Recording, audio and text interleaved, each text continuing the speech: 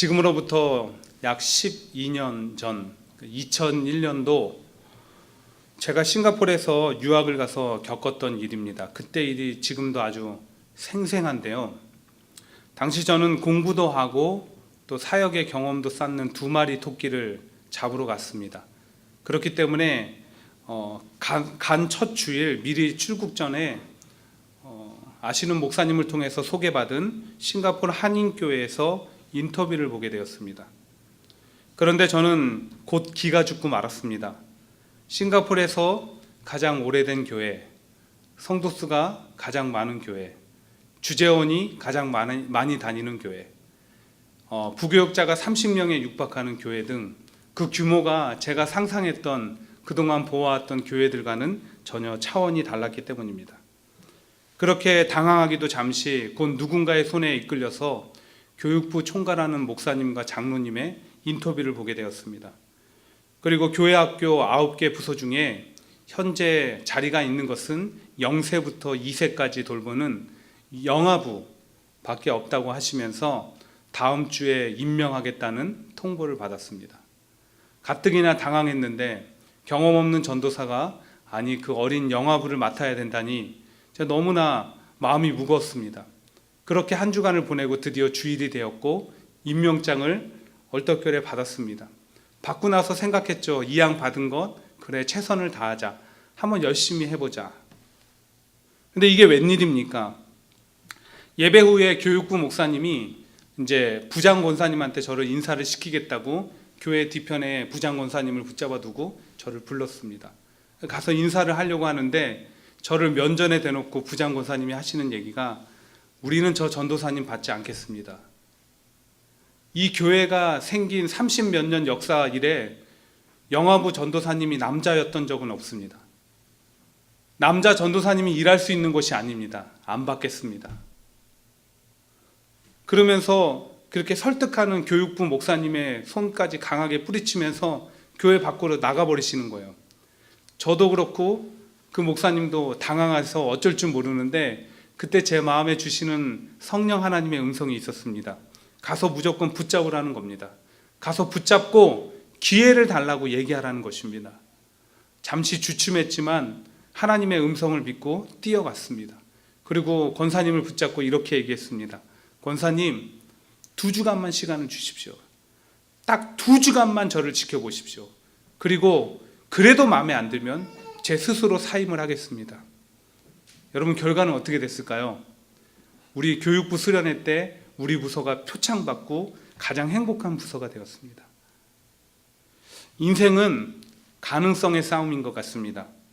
어떤 일이든 그 일의 가능성을 따져서 선택하며 살아가기 때문입니다.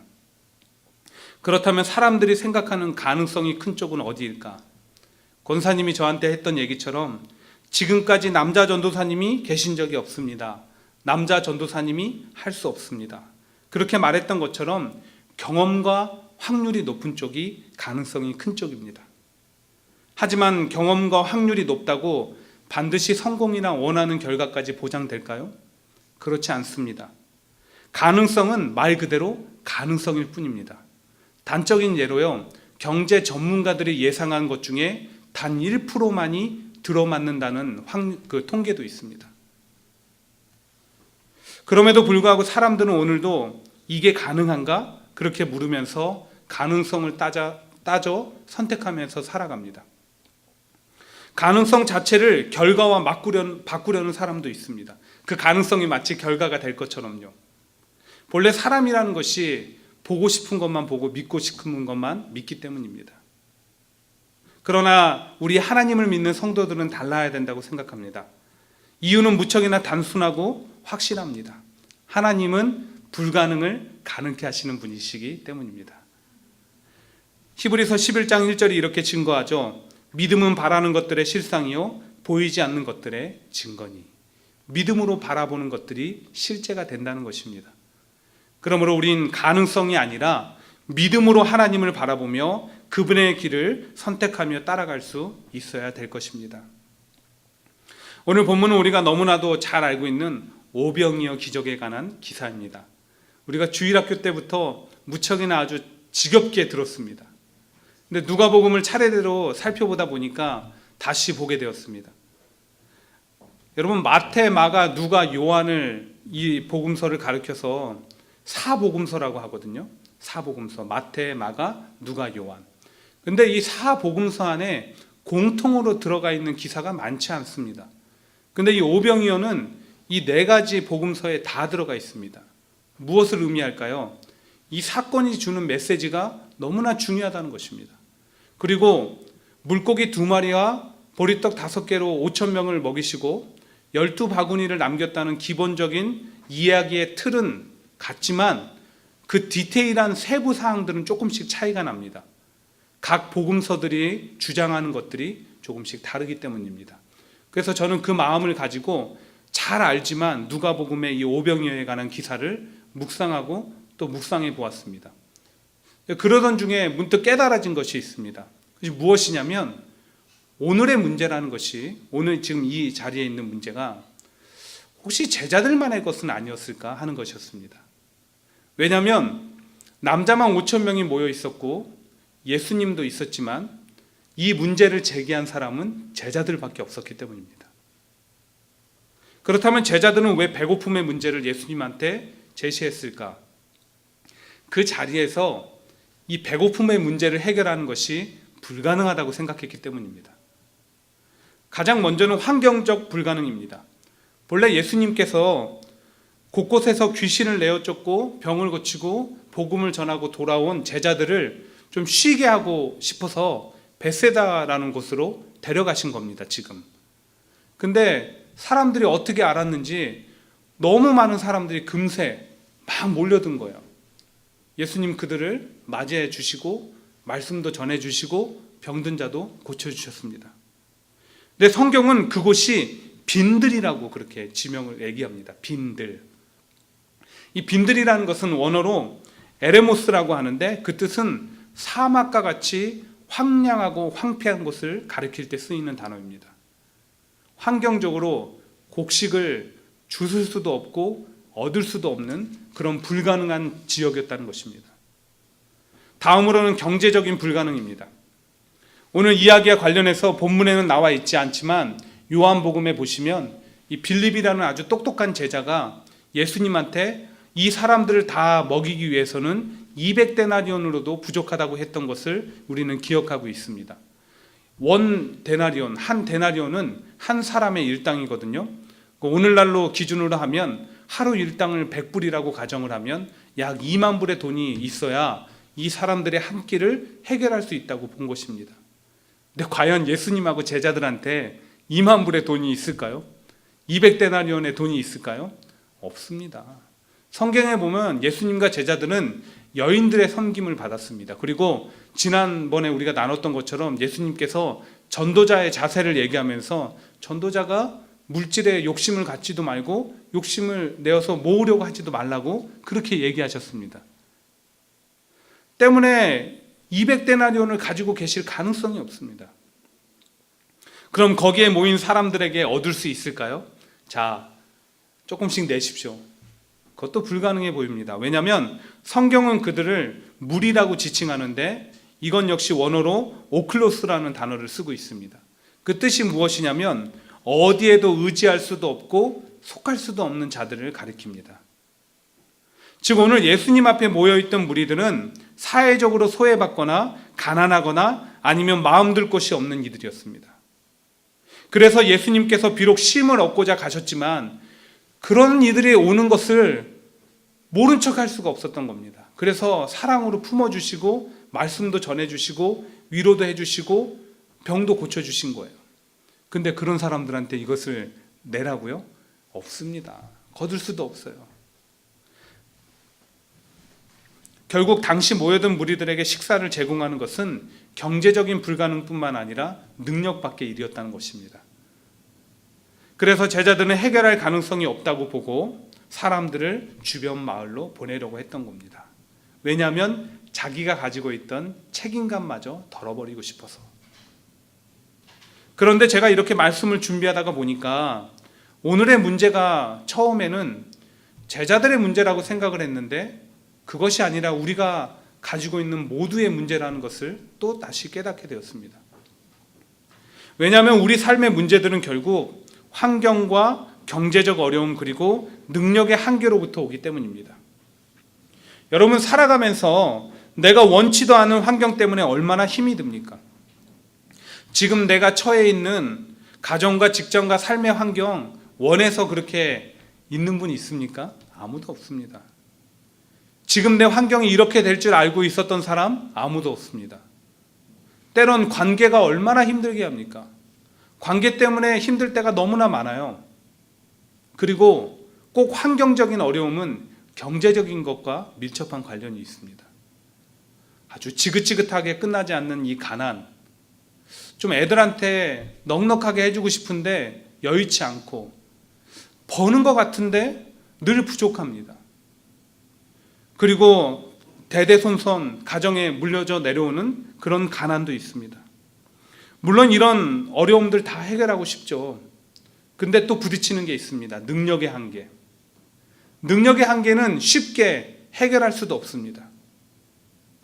그래서 이리 치이고 저리 치이는 삶을 살아갑니다. 때문에 사람들은 종종 하나님 앞에 이렇게 묻죠.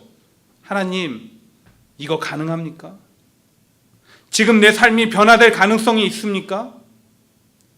내 앞에 놓인 문제들이 해결될 가능성이 있습니까? 능력의 한계는요, 가능합니까? 하나님, 이게 가능해요? 내가 신앙생활 한다고 가능해집니까? 하나님 뭐라고 대답하실까요?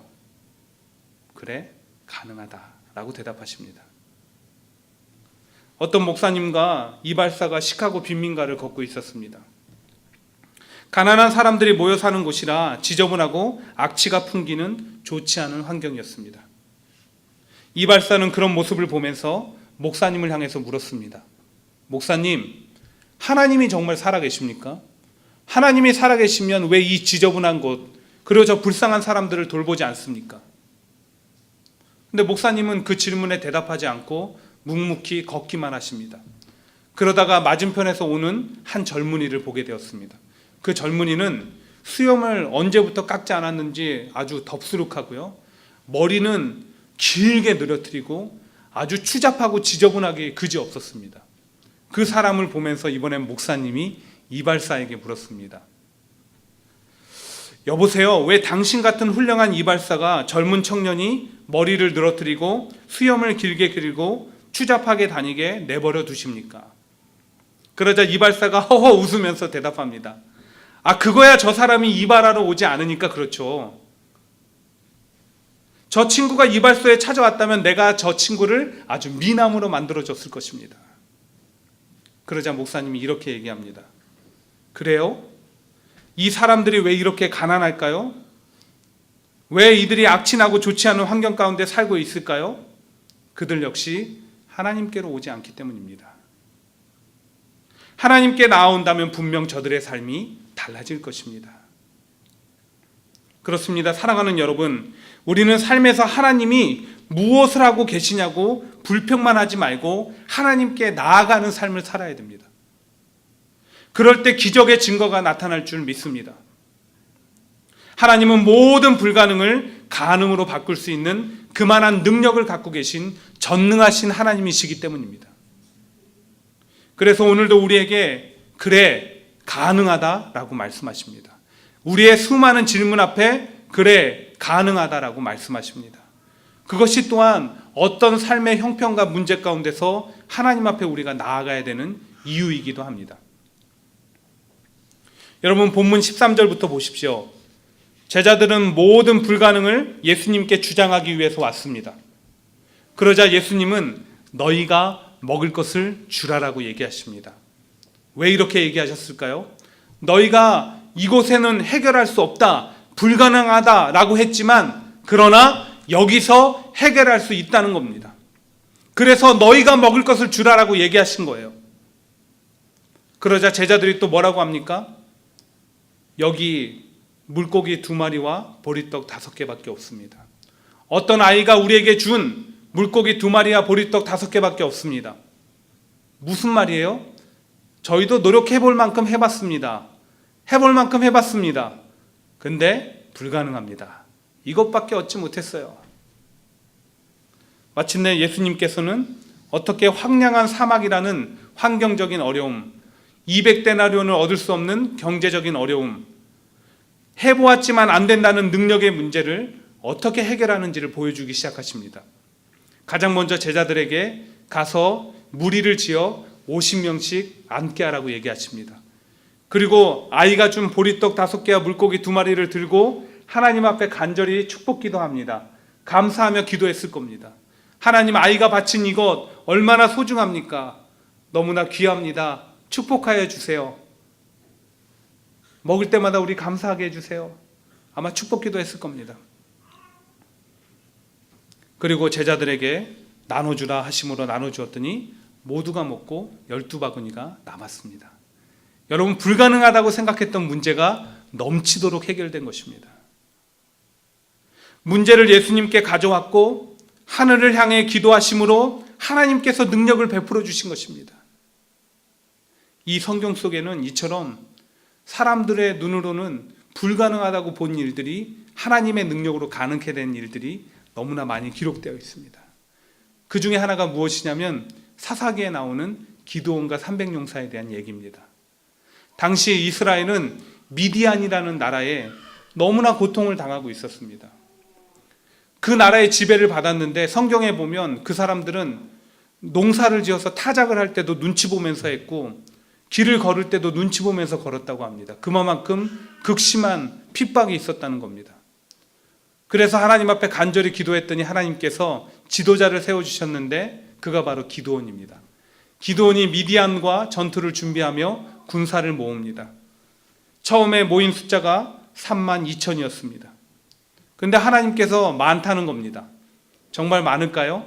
절대 그렇지 않습니다. 미디안의 군대는 13만 5천이었습니다. 13만 5천하고 3만 2천하고 싸워도 불리합니다. 근데 어떻게 해요? 하나님 뜻 따라야죠. 그래서 하나님의 뜻대로 겁을 먹고 있는 사람을 먼저 2만 2천을 돌려보냅니다. 다음으로 물가로 데리고 가서 군인 정신이 전혀 없는 사람들을 9,700명을 보냅니다. 이제 남은 사람은 300명밖에 없습니다. 하나님께서 됐다. 그들하고 싸워라. 그들하고 너하고 300용사를 데리고 13만 5천하고 대항해서 싸워라. 여러분, 이 안에 어떤 전쟁 승리의 가능성이 있습니까? 전혀 없습니다. 하나도 찾을 수가 없습니다. 결과는 어떻게 됐을까요? 300용사가 13만 5천을 이겼습니다. 여러분, 어떻게 가능했을까요? 기드온이 하나님이 주신 이 약속을 믿고 나아갔기 때문입니다. 같이 우리 사사기 6장 16절을 읽습니다. 사사기 6장 16절. 자, 시작. 여호와께서 그에게 이르시되 내가 반드시 너와 함께 하리니 내가 미디안 사람 치기를 한 사람 치듯 하리라 하시니라. 이 약속 믿고 나갔더니 기드온도 힘없고 300용사도 힘없는데 하나님이 가능케 하신 겁니다. 하나님이 능력을 베풀어 주신 거예요. 우리는 종종 어떤 일을 할 때 내 힘으로 할 수 있다는 착각에 빠지곤 합니다. 물론 내가 가지고 있는 능력과 조건으로 해결할 수 있는 일들이 있습니다. 근데 너무 그것을 믿지만은 마세요.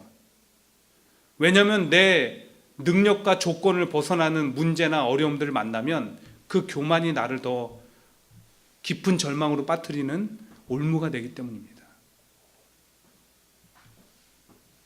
그러므로 우리가 취해야 하는 태도는 앞서 기드온이 보여준 것과 같이 전적으로 하나님을 의지하며 내가 가진 생각을 내려놓고 주어진 능력과 조건을 사용해 달라고 하는 겸손한 마음입니다. 그러할 때 하나님은 보잘것없는 나를 통해 일하여 주십니다. 이것이 바로 하나님이 일을 이루시고 이 땅에 교회를 세우시고 당신의 능력을 펼치시는 방법이십니다. 하나님은 수천 년간 그 방법을 통해서 역사를 이끌어 오셨습니다. 오늘 이 오병이어의 기적만 봐도 그렇습니다. 모여든 무리들은 마음 들 곳도 의지할 곳도 없는 소외층입니다. 제자들도 몇몇을 빼곤 그리 능력 있어 보이는 사람 없습니다. 그러나 예수님 따르기 위해서 다 버려서 그 능력조차 이제는 아무도 없습니다. 더욱이 보리떡 5개와 물고기 2마리는 5천 명을 먹이기에는 터무니없이 부족하고 이것 역시 아주 작은 어린아이가 드린 것입니다. 무엇 하나 해결책을 찾을 수 없습니다. 제자들처럼 불가능하다고 보는 것이 맞습니다. 그런데 더욱 놀라운 사실 하나 알려드릴까요? 여러분, 운전하시다 보면 차 뒤편에 물고기 모양으로 붙어 있는 것이 있습니다. 이것은 헬라어로 익투스라고 하는데 물고기를 나타내는 단어입니다. 근데 이것을 단어 한자 그러니까 철자 하나를 풀면 예수 그리스도는 하나님의 아들이시오 우리의 구주시다라는 뜻이 됩니다. 그래서 초대교회 당시 로마 네로 황제의 핍박이 극심할 때 기독교인들끼리 자기들을 구분하는 그런 심볼로 사용한 겁니다. 어쨌든 성경에서 물고기를 나타내는 말은 익투스라는 단어를 쓰는데 오늘 오병이어 기적에서 물고기 2마리를 나타내는 단어는요, 옵사리온이라는 단어가 쓰였습니다. 둘 다 물고기를 나타내는 단어입니다. 근데 익투스하고 옵사리온의 차이가 무엇일까? 쉽게 얘기해서 익투스는 상품 가치가 있는 물고기입니다.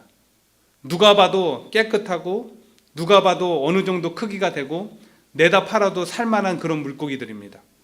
근데 옵사리온은 상품 가치가 없습니다. 작아서 놓아주기에는 어중간하게 크고 상품으로 내다 팔기에는 또 작고, 그래서 이것을 어떻게 하느냐, 해안가에 그냥 어부들이 손질하다가 내버려 둡니다.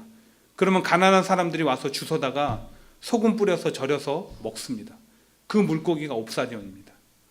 여러분, 오늘 어린아이가 드린 그 물고기 2마리는 옵사리온 2마리를 드린 것입니다. 그러나 예수님께서는 그 보잘것없는 것들을 귀하게 여기셨고 하나님께서는 이 보잘것없는 것들을 통해서 놀라운 능력을 베풀어 주셨습니다. 어떤 목사님께서 오병이어와 관련해서 이런 상상해 보셨대요. 예수님께서 물고기 2마리와 보리떡 5개를 가지시고요, 축사하셨잖아요. 축복기도 하셨잖아요. 그렇다고 그게 갑자기 빵이 입다만해지고 물고기가 이만해졌을까요?